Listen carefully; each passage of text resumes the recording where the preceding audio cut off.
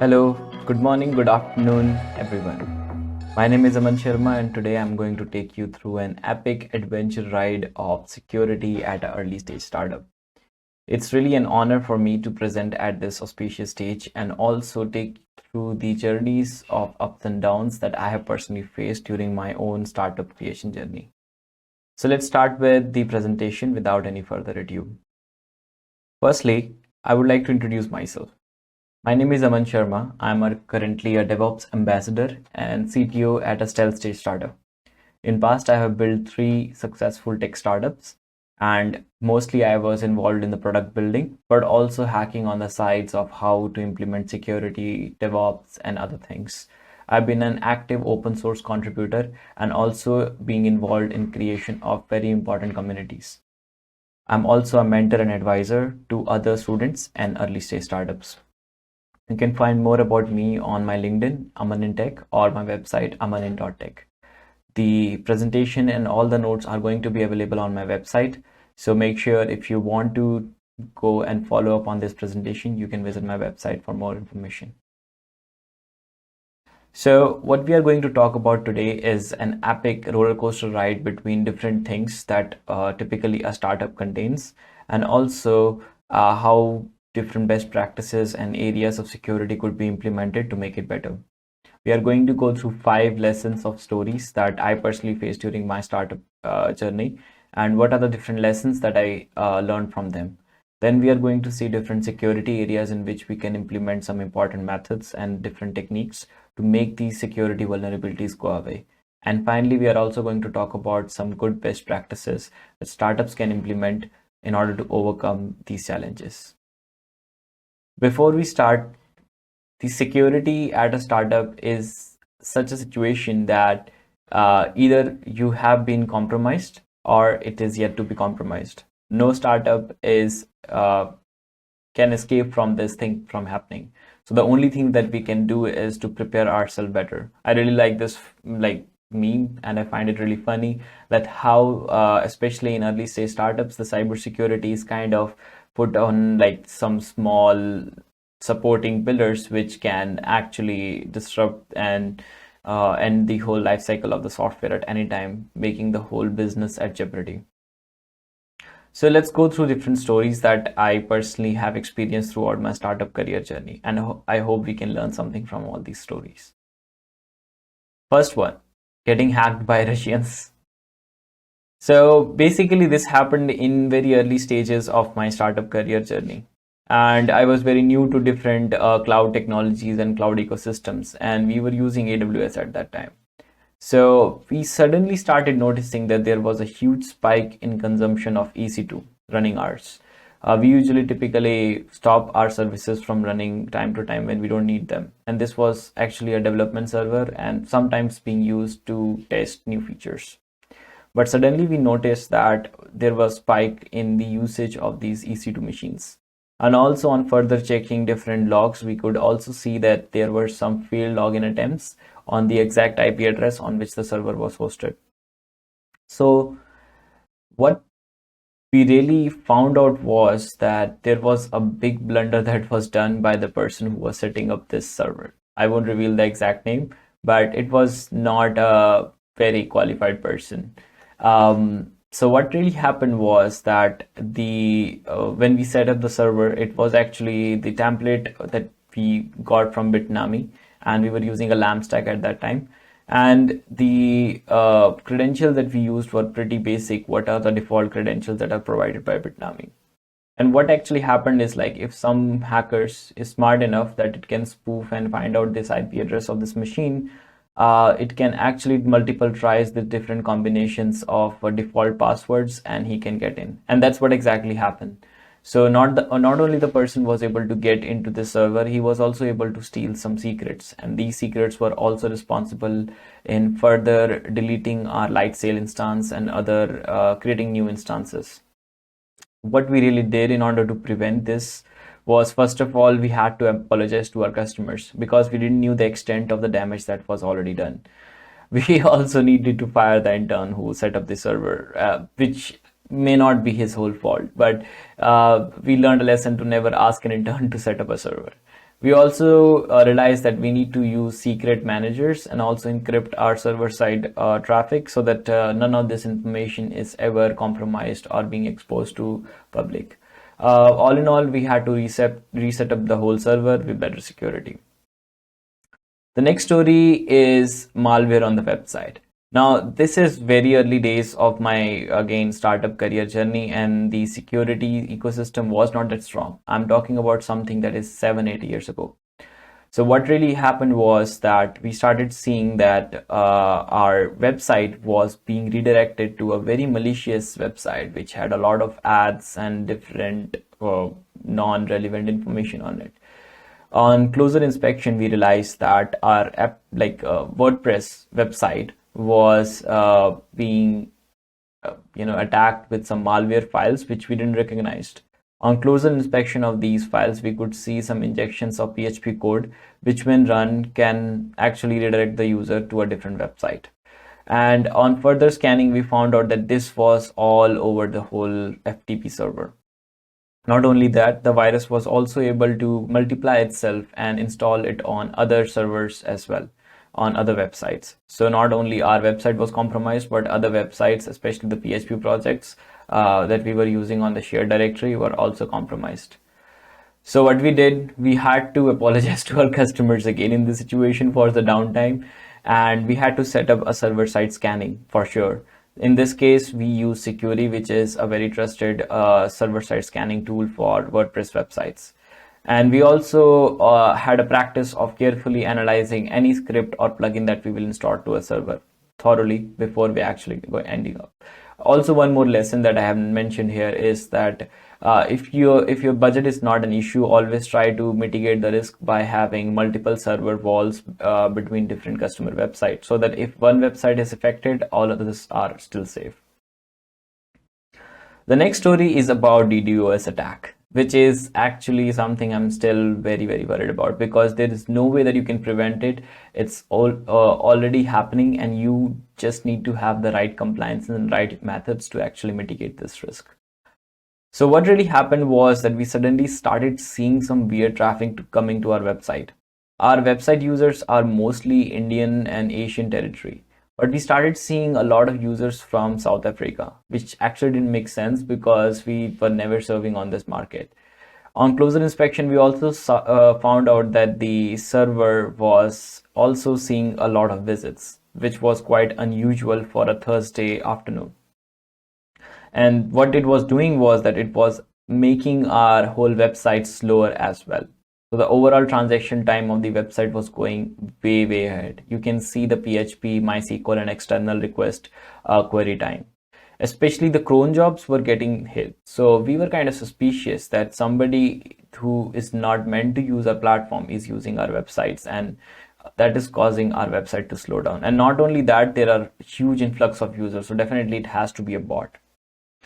We had to set up a firewall for both our app and our server. In this scenario, we used Cloudflare for our app and Security for our server as well.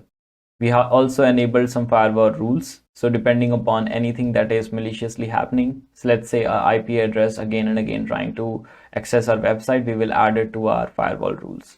There are some automatic firewall rules as well that Cloudflare provides, and automatically blocks incoming traffic if it suspects it's not a user and a bot. We can also add CAPTCHA challenges, which are also just simply enabled by Cloudflare, and this can also prevent us from getting any bot traffic. And also the important thing is a healthy practice of continuously monitoring and analyzing the traffic that is coming on our website.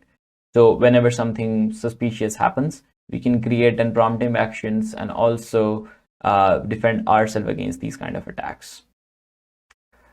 The story 3 is again notorious. You cannot do anything to prevent them, but you can always safeguard yourself in order to prevent from the damage it can do. And that is phishing attack. Phishing attack mostly happen on emails, and especially emails of our employees. Once an attacker knows what is the format of the email that we are using, it's pretty easy for them to spoof. So for example, if my email ID is aman@company.com, so it can easily figure out that every person is using their first name. And that's the actual problem of why these attacks are so workable. So what happened in our situation is like a lot of employees started receiving very fishy and very uh, non-relevant information emails like high severity alert, can you help me with this email, can you help me transfer the funds today.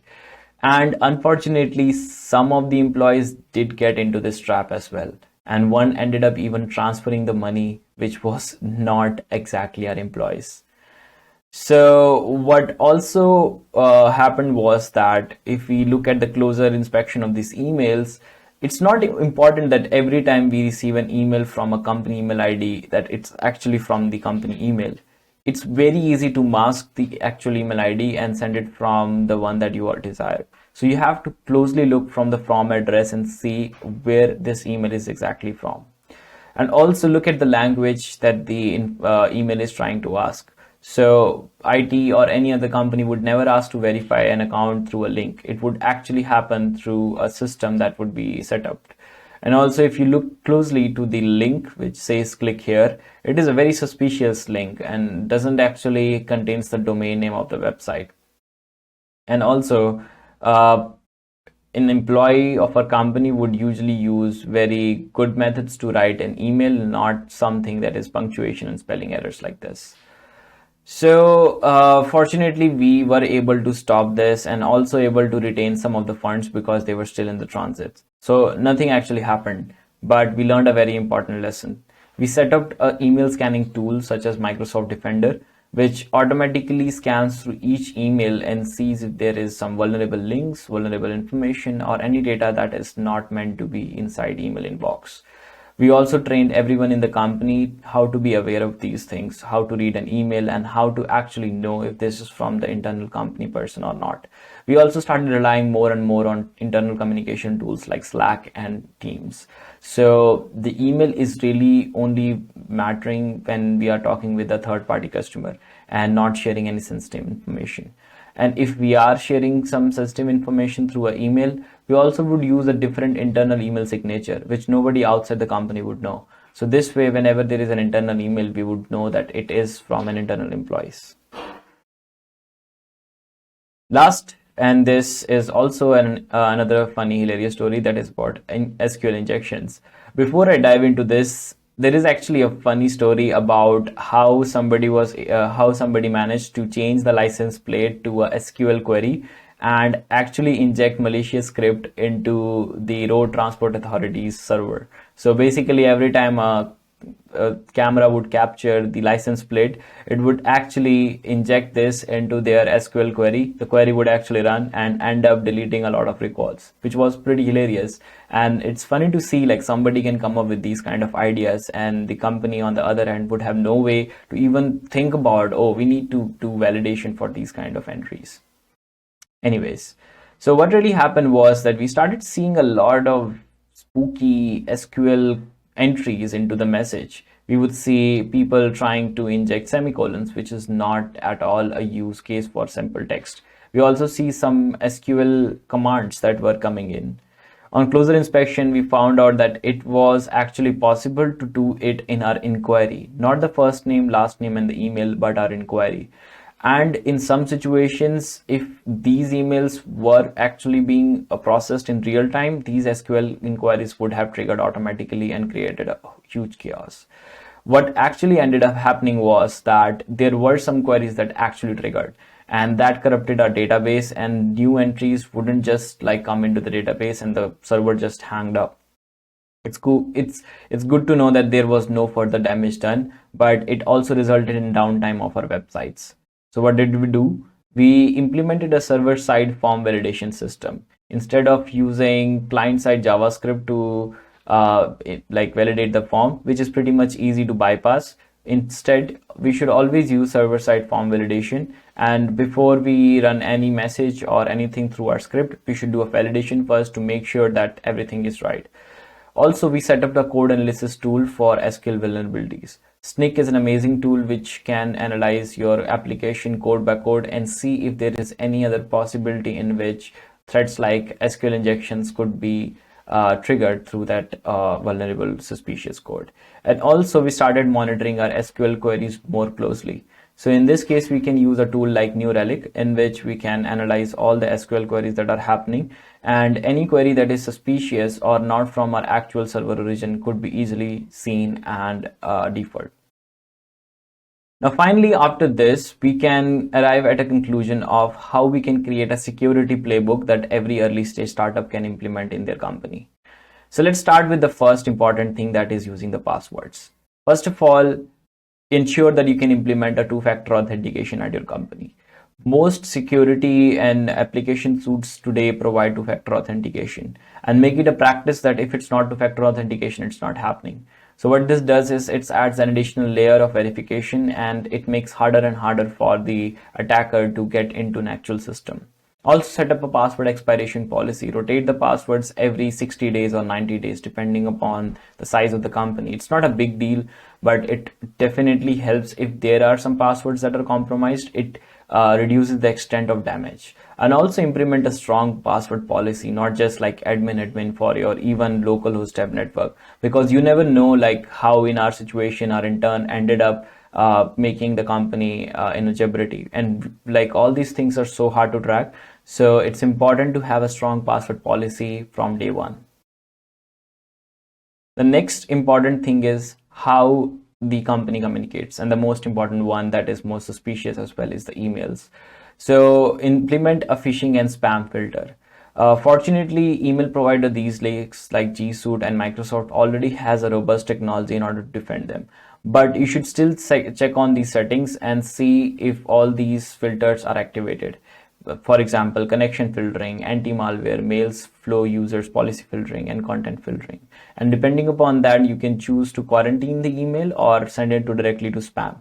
And also inform your team that these measures are implemented, so that whenever they see a suspicious email, they can report it to this tool. And the tools get better and better at scanning and implementing security measures for these applications.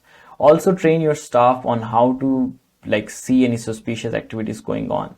Inform them they can ask any stupid questions if they are doubtful about it and there is no shyness about it. If they are actually touching any sensitive information, if this is really something that a person would ask through email and things like that. The next important area is the code. For any startup, if it's a tech startup, the code is the heart of the company's business. So use static code analysis like SNCC, which performs a security check with every GitHub pull request or whatever version control system that you are using. And also you can implement Dependabot, which automatically updates the outdated dependency, which is very, very important in terms of preventing yourself from security threats. Also check for common threat during review of the code. For example, cross-site scripting, SQL injections.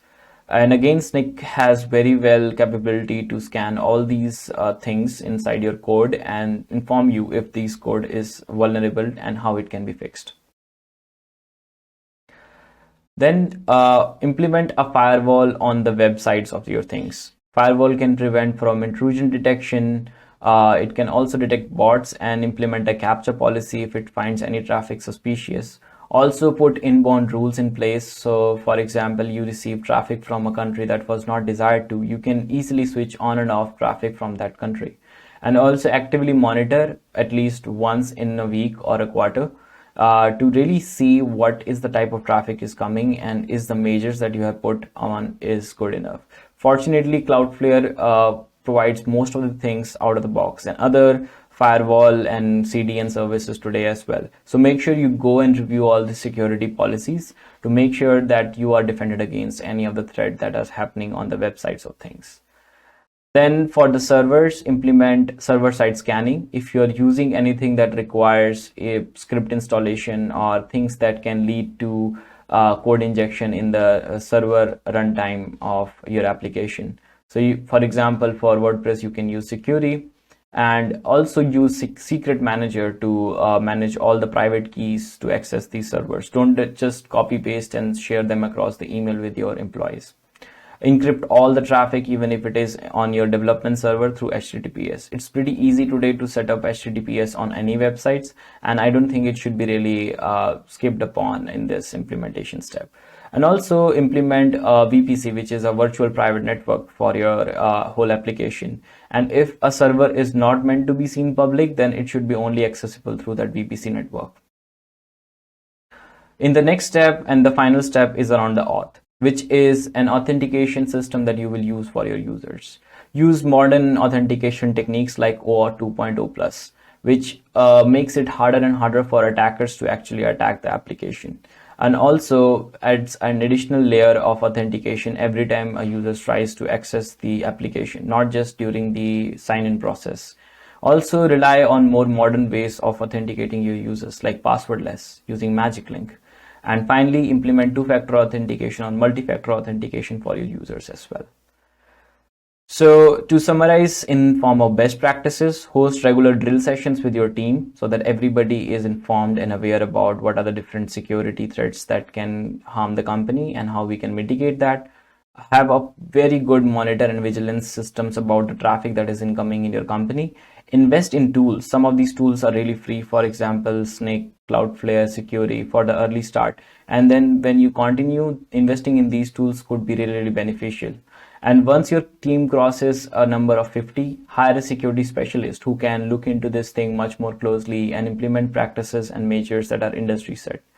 Try to become compliant with different audits like GDPR and PDPA as soon as possible, because just going into this direction helps you achieve a lot more like compliance issues and security threats that you can never see.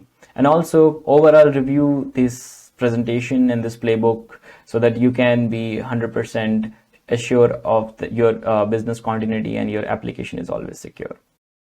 Well, that brings to this end to this epic roller coaster adventure that we were on. I hope I was able to deliver something meaningful and something valuable. All the talks are available on my website, and also you can ask me any questions at my social media handle or during the live chat of this presentation today. I hope you find it valuable, and if you have any feedback for me or any questions that I can help you with, please feel free to answer. This was Aman Sharma, and I hope to see you next time.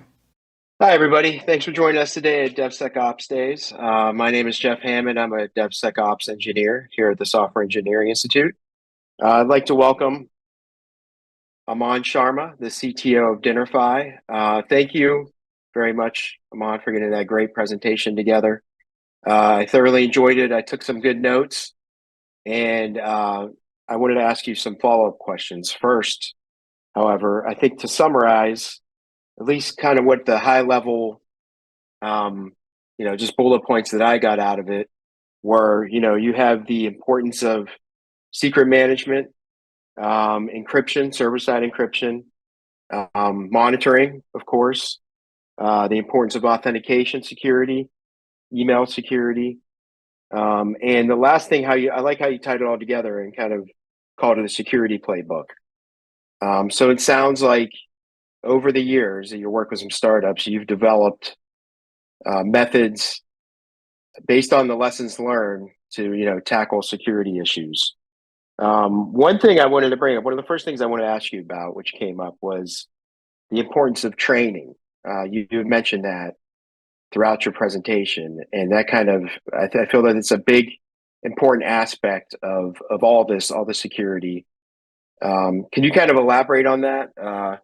How you go about training your employees, what all goes into that. If you don't mind, if you just want to kind of elaborate on that specifically, I think our watchers would get a benefit out of that. Definitely. Jeff, first of all, thanks for the kind words for the presentation. Yeah, it was a new format in which I was trying to simplify. And usually the thing that I've noticed, I've worked only with early stage startups in my career. And I sort of had a little bit of exposure with the industrial standards and the corporate. But in startup, security is often seen as a last step. It's like you do everything and then you put a small a toy lock on things, right? And you expect everything to be fine. It's only when the startup starts receiving funding and you have proper VP of engineering and proper security team. That's when security is sort of seen as a important stuff. And personally, in my startup journey, unfortunately, I've seen very big incidents that have happened in the startups, which has resulted in downtime. And startups sometimes can't afford this. And similar were the thing situations with startups I was advising and working with. So one thing I found great was like, okay, we cannot avoid incidents from happening, but we can avoid them being repeated in the company again and again, because that's stupid. Like, you have been hit by an attack and then you are like not doing something about it, and then it's happening again. So what sort of methodologies we adopted was we started documenting every incident that's going to happen. So using incident monitoring tools like Sentry and Snyk, we can go through all the logs of the sessions that were responsible for any breakout, and then we will sort of implement this in the training manual or the like a documentation for the company. And then every time a person is included into the company or the engineering team, he will go through all this documentation and all the past incident and stories that has happened. And also what I found was like startup community is very friendly, very open. So you can see share all these incidents with other people as well, like how I shared the whole story of 5 incidents. And people learn from the incidents more than just if you teach them what is OR 2.0. Nobody would understand like why actually we came up with the strategy. But if you tell them like this is the incident that happened in sort of a playbook and these were the case studies, then they understand, oh, I need to learn this in order to do it. So we sort of have that kind of relationship with our team members, and everybody was having a shared responsibility about the uh, understanding. And then they would go back themselves and find better methods, sometimes even better than what I thought of, and they implemented them. So that kind of open, shared security culture is what I think is necessary in the teams. Yeah, great. That's funny that you brought that up, because that was kind of, I wanted to follow up with in a startup environment, what you saw as far as how your teams organized as far as security goes. We talk about shift left and DevSecOps, where it's like you kind of want cross functional teams, security developers, that sort of thing, infrastructure people. So it sounds like what you're saying is if you've seen over the years in your work that teams in a startup environment kind of start to self-organize and at least focus on security. You know what I mean? That's good to hear. Can you think of any time where that necessarily wasn't the case? And did you do anything in particular to facilitate that kind of commitment to security in a startup environment? Meaning, like, developers that don't necessarily care about security. There might be a security engineer, that sort of thing, or an infrastructure engineer. What can you recommend to people of how to get everybody together to make a commitment to securing applications and software?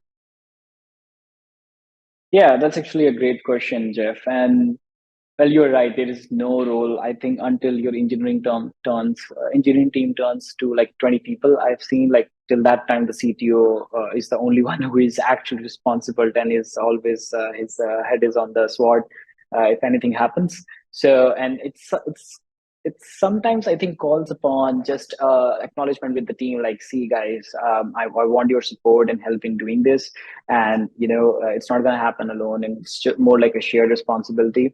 And what we would do in our company was that we had like different section and aspect of application, and we would share that responsibility with each member of the team. So let's say if a front end person, there is a big threat or vulnerability that is hanging around with the app, like cross-site scripting, we will assign them, right? Just figure it out. And if you need any help, like, ask other people to come up around it. And also, I think in the startup, because most of the people who are working are freshers or like first time application developers. So there is also sort of an imposter syndrome, like maybe I'm not speaking the right thing, even though these common assumptions about not writing clean code or not implementing the right best practices are the reason why there is a loophole or a backdoor in the application. So what we would do is like we had a culture of when in doubt, ask it out. So every Friday we will have like a huddle in which the only thing we were asking was ask as many as stupid questions, and it would go into like simple things as, oh, the email that we send out is through SendGrid, but do we like white label with our domain name or something like that? We will go into, oh, our VPC protection, like what was the last time we rotated the IP addresses of our server? So it would go into a step where nobody was shy about like talking about all these things, and that sort of helped us like actually uncover a lot of problems that we had in our system. And we will just implement this like it's natural to the company, and everybody would adopt it. So open communication, basically. There's no Stupid question, if you will. I like that. Thanks for sharing. We only have like a minute left, so I think I was deciding. I wanted to ask you to get your opinion about you. You mentioned that you are contributed to open source projects at the beginning of your career. I know that in my day-to-day activities, some of my customers are kind of apprehensive to embrace open source technologies and that sort of thing. Is there anything you would say to somebody that, especially in regards to open source security tools? I think that'd be a good way to kind of kickstart, security in your startup. What would you say to somebody that says, you know what, we don't want to bother with open source tools? Yeah, well, Jeff, like I think I have done this debate a couple of times in terms of open source versus closed source, and I think it's not like a either or situation. Some applications are just like built to be closed source if it's like protecting some kind of business interest. And open source generally, I think if you're doing something that's going to be a shared infrastructure or a shared piece of technology, then it makes to do it open source because that's where like the shared responsibility and the shared sense of security actually plays out very well. So I remember working with Google's AMP team. I am currently working with DevSecOps Institute, and we sort of mostly work with the open source like code and application, and then we sort of see like sometimes we would get across some sort of what do you say issues that we ourselves, our engineers, completely missed out, or any the core team member or the working group member completely missed out, and we'll have this open source communication and interaction, and that's where these issues would actually highlight. And that's I think it's just a certain perspective of things that you need. Sometimes you need to think out of the box, and sometimes you need to think out of the like box software, and that's open source.